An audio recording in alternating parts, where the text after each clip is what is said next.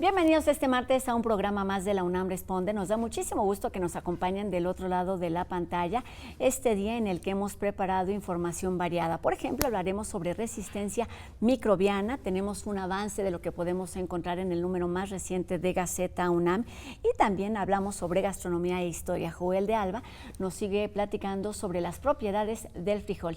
Y en nuestra entrevista hablaremos sobre un tema indispensable en nuestros días, que son las nuevas paternidades. Quédense con nosotros durante los siguientes minutos.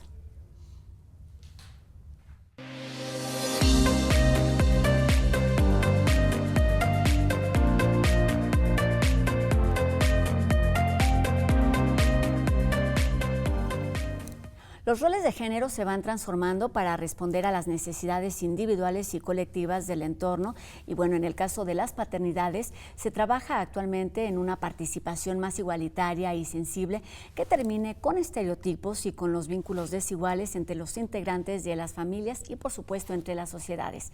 Y para platicar de este proceso de cambio que requiere un aprendizaje continuo y también de su tratamiento en entornos universitarios, nos da mucho gusto saludar esta tarde al licenciado en Comunicación Eduardo Mateo Cruz, quien es profesor de la Facultad de Estudios Superiores Aragón. ¿Cómo estás? Muy bien, muchas gracias. Es un gusto estar acá compartiendo. Pues un gusto que estés aquí con nosotros. Siempre nos da gusto recibir gente de la FES Aragón y además en particular sobre este tema que me parece que no lo hemos hablado de forma amplia. Comencemos, Eduardo, por saber o por entender cuál es el rol que tienen los padres hoy en día.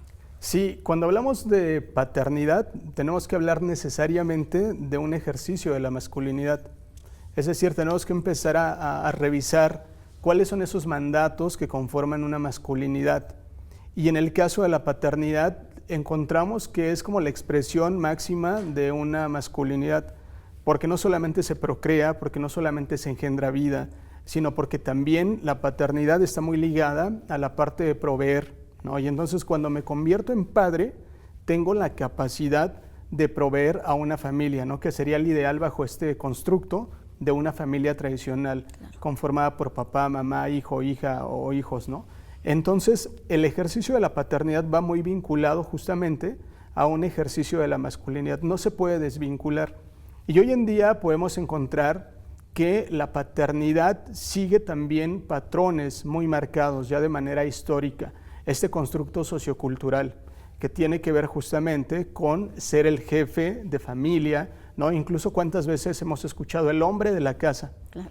O cuando se va a pedir permiso, por ejemplo, los hijos que le piden permiso a la mamá, no, pues hay que decirle al papá, ¿no? Porque él es el que tiene la última palabra.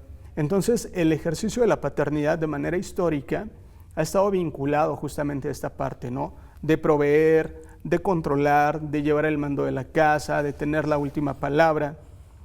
Y por otro lado encontramos que la parte de los cuidados, ¿no? La parte de los cuidados, la parte afectiva, está más destinada a la figura femenina, ¿no? A la mamá.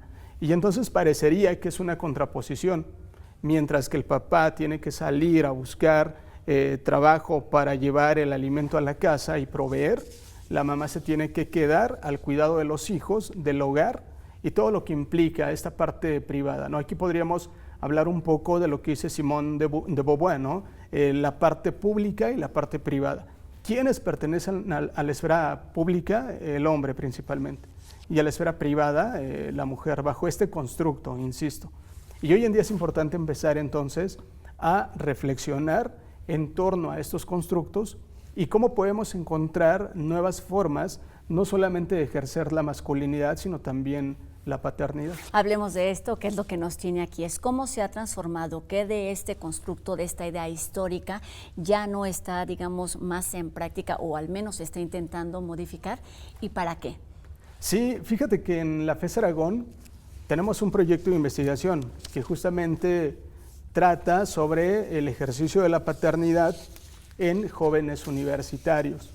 Y entonces aquí partimos también de la idea de que la paternidad no únicamente está a cargo de aquel varón que engendra o que pone la semilla, ¿no? Para dar vida, sino que la paternidad se puede ejercer de diferentes maneras. Tenemos paternidades ausentes, que quizás es la forma más triste, ¿no? De ejercer una paternidad. Todos aquellos padres que biológicamente sí engendraron vida, pero que no estuvieron nunca ahí con las o los hijos. Tenemos paternidades que únicamente son proveedoras, y entonces sí van, trabajan, llevan el sustento a la casa, pero hasta ahí, no hay una relación, no hay un vínculo, ¿no? con los hijos, con las hijas. Y entonces tenemos diferentes paternidades, incluso hoy en día paternidades homoparentales también, donde en una familia conformada por dos papás, quizás incorporan a los hijos de alguno de ellos o adoptan. También es una forma de ejercer la paternidad. O aquellas paternidades en donde si bien hay una figura del padre biológico ausente, pero hay un referente paterno, por tíos, abuelos, incluso hermanos mayores. Y entonces esto nos permite también entender, en el caso de esta investigación, y hemos encontrado cosas muy interesantes. Por ejemplo, hay chicos que refieren que si bien no tuvieron una figura paterna como tal, pero dicen, yo no quiero ser un padre como el que le tocó a mi mamá, por ejemplo, o el que yo vi que tenían mis amigos o mis amigas. Hay chicos que sí tuvieron presente a su papá y dicen, yo no quiero ser como mi papá, que era un padre violento o agresivo, ¿no? Y entonces empiezan como a desvincularse de estos arquetipos, de estos comportamientos, y están abogando más por una paternidad que tiene más relación con la parte de los cuidados, que tiene más relación con la parte de establecer vínculos afectivos, de esta corresponsabilidad afectiva también. Hablemos de esto. ¿Qué define, qué buscan las nuevas paternidades? Una mayor presencia desde el embarazo, no solamente en esta parte de protección y de ofrecer recursos, sino el estrechar estos vínculos emocionales, sentimentales. ¿Cuál es, digamos, esta figura de las nuevas paternidades a las que se refieren, no solamente en el trabajo de investigación al que hace referencia, sino en el trabajo integral que se hace en diferentes entornos universitarios? Sí, pues yo creo que siempre va a haber como esta intención de romper con esa figura paterna. Hay algo muy interesante y Luis Bonino habla de cómo se construye el ser varón padre, ¿no? Desde esta postura de las masculinidades. Y entonces, hoy en día, en trabajo que hacemos con varones universitarios, encontramos, híjole, casos que de pronto son muy complejos, porque hay varones, o la mayoría de ellos, refieren que no tuvieron una relación tan estrecha con sus papás. Y entonces esto es muy interesante porque la paternidad también se hereda. Es decir, yo voy a heredar la paternidad que ejerció mi papá sobre mí, y esto, ¿cómo lo replico con mis hijos o hijas? Con mis hijos, sobre todo, no pensando en que van a ser futuros papás. Y entonces hoy en día la apuesta está sobre todo en esta parte, ¿no? de establecer esos momentos que realmente contribuyan a generar vínculos afectivos con tus hijos. Por ahí tengo muy presente el caso de un chico de los que participaron en esta investigación que, híjole, cuando me comentó su experiencia, dije, qué bonito, porque él refiere que cuando era niño, sus papás en algunas ocasiones, su papá sobre todo en algunas ocasiones, en su mochila le colocaba algún detalle, ¿no? Un chocolate, una cartita, un regalito. Y entonces cuando él llegaba a la escuela, abría la mochila y se encontraba con aquello. Y eso, híjole, para él es un momento muy significativo, porque entonces él ahora está replicando eso con sus hijos. Son hechos que se vuelven parte de tu historia, de tu experiencia personal. ¿Qué otros factores determinan la forma de paternar? Híjole, yo creo que es algo muy estructural, ¿no? De pronto tenemos que la paternidad está muy arraigada hacia todas las instituciones, la religiosa, la educativa, por supuesto las instituciones a nivel Estado, ¿no? Como a nivel estructural tenemos, además de estos constructos socioculturales, también normativas, legislaciones, que de pronto aquí vienen a veces como estos debates, ¿no? Justo apenas platicaba con un compañero que él trabaja en AT&T, por ejemplo, y entonces él decía que el día del papá, que fue domingo, trabajaron pues varones que son papás, ¿no? Y que no les dieron descanso como tal. Y entonces el debate, ¿no? Entre, híjole, ¿por qué el día de la mamá si a nivel nacional hay un paro de actividades casi, pero el día del papá no? Sin embargo, yo creo que eso corresponde también a cómo se ha generado este constructo, porque el hecho, incluso el mismo hecho de que el Día del Papá se celebre el tercer domingo de junio, que es domingo, nos indica que justamente no puede ser un día de la semana porque están justamente en esta dinámica de la producción, ¿no? Económica a nivel global. Y entonces, híjole, eso nos marca muchos parámetros. Exacto. Es decir, nos falta mucho por hacer y por avanzar, no solamente hablamos en otros ámbitos en temas de equidad, sino también esta, digamos, equidad a la inversa. Claro. ¿O de qué estamos hablando cuando es un reto o un tema todavía delicado que ni siquiera normalizamos y por qué es importante, digamos, encaminarlo y hacerlo desde entornos académicos? Eduardo. Siempre va a ser importante por dos razones. Yo siempre he dicho que estos temas son incómodos y que a veces causan también malestar, ¿no? Entre la propia comunidad de varones, por ejemplo.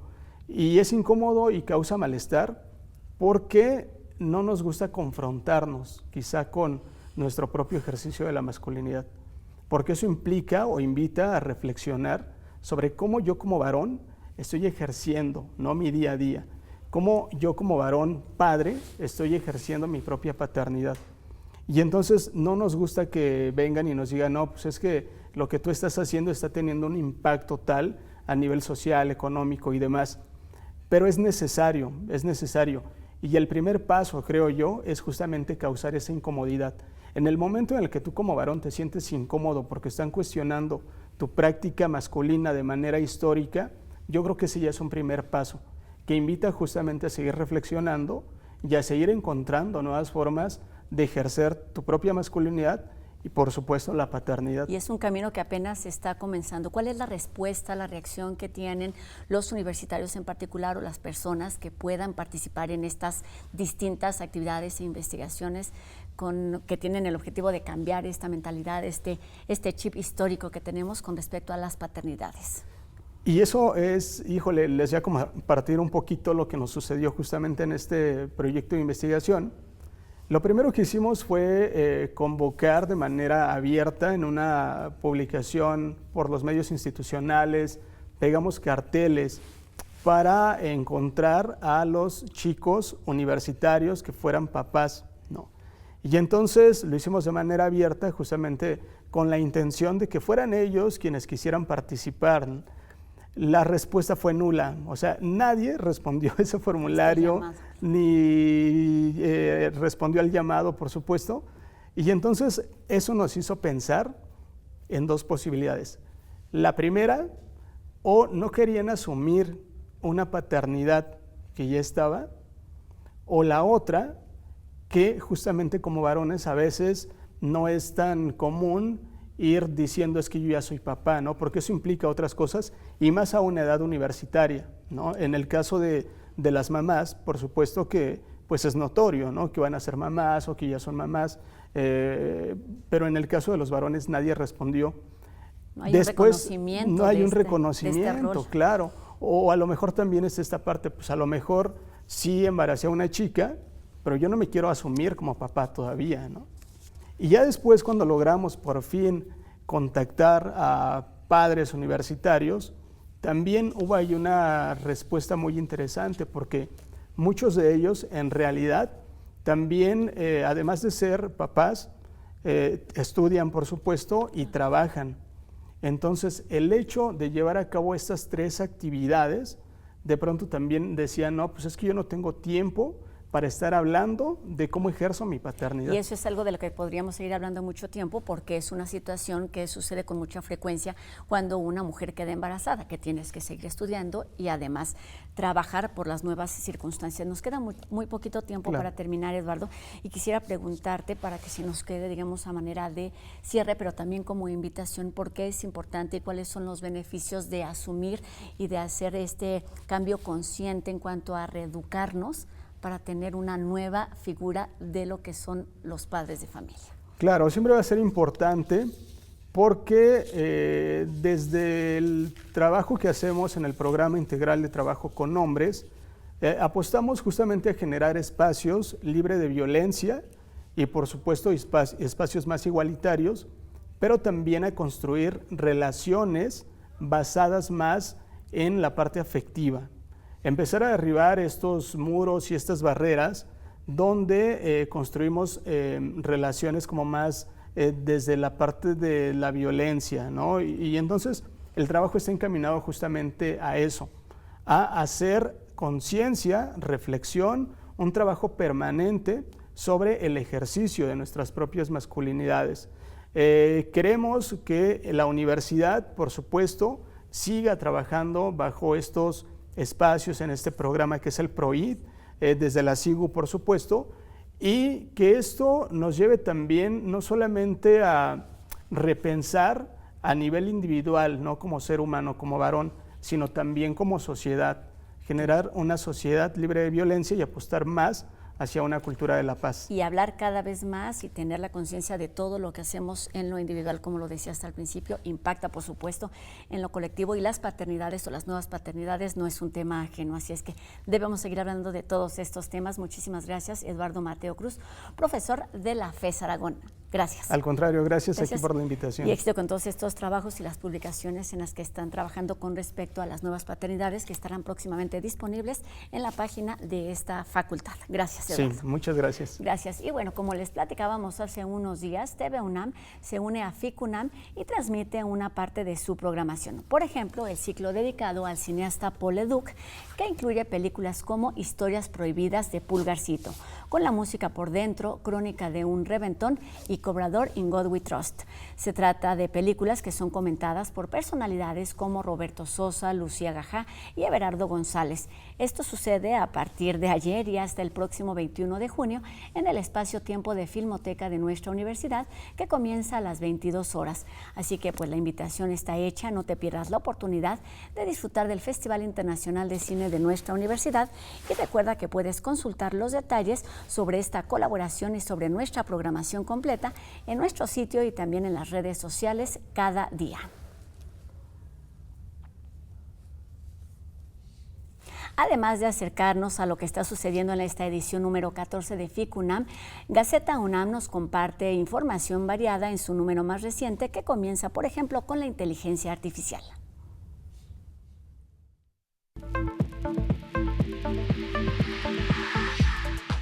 Tres especialistas de la UNAM reflexionan sobre el sesgo machista que presenta la inteligencia artificial como consecuencia de la programación realizada por hombres y la carga histórica en la información sin perspectiva de género.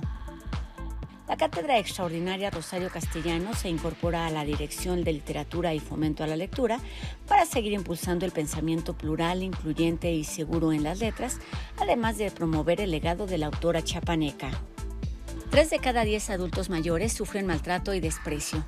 El viejismo es una práctica que atiende la UNAM a través, por ejemplo, de la Unidad de Investigación en Gerontología de la FES Zaragoza, que ofrece bienestar y autonomía a este sector de la población.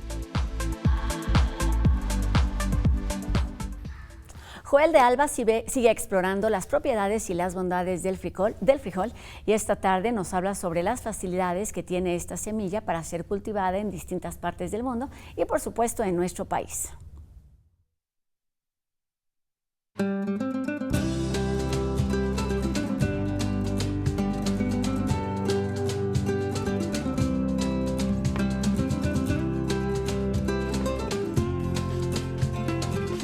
El frijol común es la leguminosa de mayor producción y consumo en el mundo, seguida del chícharo, el garbanzo, la lenteja y las habas. Su cultivo es muy importante en los sistemas de producción agrícola y en la dieta de una gran parte de la población en diversas regiones del mundo, especialmente en los países en desarrollo. Los frijoles son un cultivo vital en África, con más de 400 millones de personas que dependen de los frijoles como su legumbre más importante. Esto ha llevado al continente al desarrollo de variedades de frijol tolerantes a la sequía. Un ejemplo de una variedad tolerante a la sequía es el frijol Nyota, que ha tenido un gran éxito. Nyota significa estrella en Kiswahili, la lengua nativa más hablada en Kenia y Tanzania. Estos también llamados superfrijoles son una variedad de rápida maduración y alto rendimiento. Con la finalidad de aumentar el consumo del frijol en México, investigadores desarrollaron un proceso de germinación para mejorar sus propiedades nutrimentales y crear harinas para elaborar botanas y cereales. Las tecnologías de alimentos a base de harina de frijol son una alternativa para el combate de alimentos chatarra o de pobre calidad nutricional que se encuentran en el mercado. El frijol es un ingrediente muy importante en la gastronomía brasileña. Existe una comunión entre la samba, la caipirinha y la feijoada, plato hecho a base de frijoles con diferentes partes del cerdo. Los frijoles son una excelente opción para las personas que quieren comer menos proteína de origen animal. Y es que no solo los podemos consumir de la olla o refritos como acompañamiento. Este importantísimo ingrediente se está integrando a recetas diferentes y muy creativas.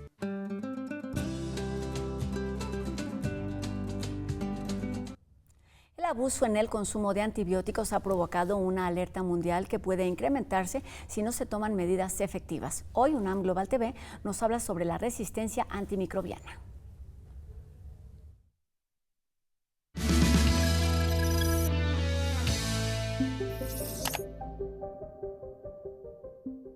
Durante muchos años se pensó que el uso de los antibióticos era inocuo, inofensivo para el humano. Sin embargo, no es así. Además de beneficios, hay efectos adversos relacionados a su uso y principalmente a su abuso. La resistencia antimicrobiana es uno de ellos. Tienen la capacidad de intercambiar su material genético que les permite ser resistentes. Entonces vamos a decir que este intercambio les permite todavía generar más resistencia no solo a uno, sino a diferentes antibióticos. Según un informe de Naciones Unidas de 2019, si no se toman medidas, las enfermedades fármaco-resistentes podrían causar 10 millones de defunciones anuales en 2050. Además del consumo excesivo, la agricultura y ganadería propicia el bajo funcionamiento de antibióticos. A nivel de la crianza de los animales, como promotores del crecimiento, y a nivel de la agricultura, porque también se hacen riegos con antibióticos para disminuir la posibilidad de que sean afectados por plagas. No todos los padecimientos requieren antibiótico.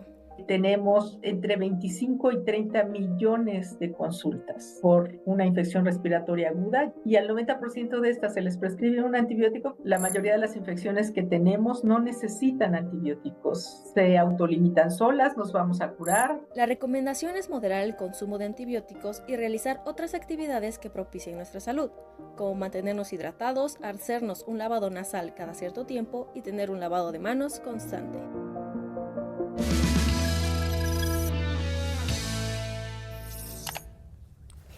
Todos y cada uno de nosotros podemos contribuir para detener o para disminuir esta emergencia global. Y con esta información terminamos nuestro programa de hoy. Agradecemos, por supuesto, a Ricardo Iturbe su participación en la interpretación de lengua de señas mexicana, que nos permite llegar a un público más amplio. Y a todos ustedes los invitamos para que nos hagan llegar sus dudas, sus comentarios y sigamos haciendo juntos este programa universitario. Gracias también a todo el equipo que día con día hace posible esta transmisión y la invitación es a que nos encontremos aquí mañana, 2:30 de la tarde en TV UNAM. Mi nombre es Rosa Brizuela. Adiós.